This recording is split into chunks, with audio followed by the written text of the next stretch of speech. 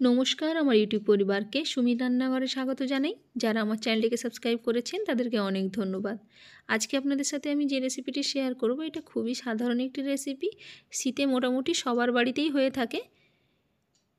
আজকে আমি বানাবো আলু, ওলকপি, সজনে ডাঁটা আর বেগুন দিয়ে একটা পাতলা ঝোল, যেটা কিন্তু মাছ মাংস ফেলে এক থালা ভাত এমনিতেই এই গরম গরম তরকারি দিয়ে খাওয়া যায়। প্রথমেই আমি আলুটাকে ভেজে নিয়ে তার মধ্যে ওলকপি আর সজনে ডাঁটা নিয়ে সামান্য একটু ওর সাথে ভেজে নিয়ে ওর মধ্যে একটু পেঁয়াজ দিয়েছি দুটো। তারপর ওটাকে আবার একটু ভেজে নিয়ে ওর মধ্যে 1 চামচ হলুদ গুঁড়ো, জিরে গুঁড়ো আর 1 চামচ লাল লঙ্কার গুঁড়ো নিয়ে আবার একটু ভালো করে ভেজে নিচ্ছি। লো ফ্লেমে এই মশলাগুলোকে একটু সামান্য ভেজে নেব, যাতে কড়াইতে লেগে না যায়। সবগুলোকে ভালোভাবে মিক্স করে নিয়ে এবার ওর মধ্যে আমি জলটা দিয়ে দেব।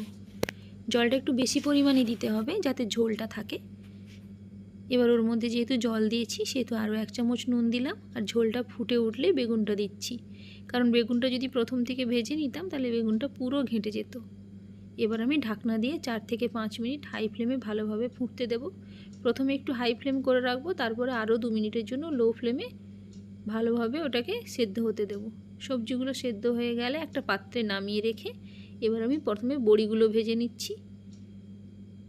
বড়িগুলো ভেজে তুলে নেওয়ার পর এবার সম্বরতে হবে তরকারিটা, সেই জন্য দিয়ে দিলাম 1 চামচ 5 ফোড়ন আর দেব 2টো টমেটো।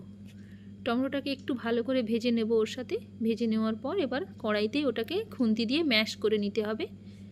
ভালোভাবে ম্যাশ করে নিলে ওটা ভালোভাবে ভাজাও হয়ে যাবে আর টমেটোর কাঁচা ভাবটাও চলে যাবে। তারপর এবার ঝোলটা ওর মধ্যে ঢেলে দিয়ে বড়িগুলো দিয়ে মিক্স করে নিচ্ছি। মিক্স করে নেওয়ার পর বড়িগুলো খুব হালকা হয়েছিল, সেই জন্য প্রথম থেকে দিইনি, নাহলে গলে যাবে। আরও 2 মিনিটের জন্য একটু ঢাকনাটা চাপা দিয়ে দিলাম। ব্যাস, এটা কিন্তু একদম পুরোপুরিভাবে রেডি হয়ে গেছে। এই ধরনের রান্না মোটামুটি সব বাড়িতেই হয়। কিছু মশলার হয়তো হেরফের থাকতে পারে, কিন্তু এইভাবে একদম হালকা মশলায় বানিয়ে দেখবেন, দারুণ লাগে খেতে। বন্ধুরা, যদি ভালো লাগে লাইক করে দেবেন, চ্যানেলটিকে সাবস্ক্রাইব করে দেবেন, কমেন্টে অবশ্যই জানাবেন কেমন হলো। ভালো থাকবেন, সুস্থ থাকবেন, দেখা হচ্ছে নেক্সট ভিডিওতে।